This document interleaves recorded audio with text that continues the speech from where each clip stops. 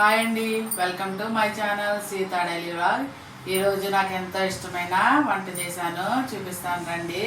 అలాగే మా పిల్లలకు కూడా చాలా ఇష్టమైన కర్రీ చేశాను.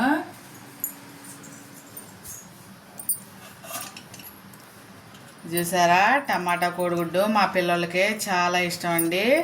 అది వాళ్ళ కోసం చేశాను. అలాగే అన్నం వండేసాను, ఇంకా రైతా చేశాను. ఈరోజు నాకు ఇష్టమైన వంట అన్నా కదా, ఇదేనండి. కొబ్బరి పాలతో రైస్ చేశాను. అలాగే దీనికి మంచి కాంబినేషన్ పులావ్కి చికెన్ కర్రీ చేశాను. టైం వచ్చేసి 1 గంట అయిందండి. తినేద్దామన్నాం, ప్లేట్లో వేసుకుంటా చూపిస్తా. మీరు ఇవాళ లంచ్లోకి ఏం చేసుకున్నారో కామెంట్ చేయండి. నేను కొబ్బరి అన్నం వేసుకుంటున్నానండి, కొబ్బరి పాలతో చేసింది. అలాగే దీనిలోకి చికెన్ కర్రీ వేసుకుంటున్నాను నేను.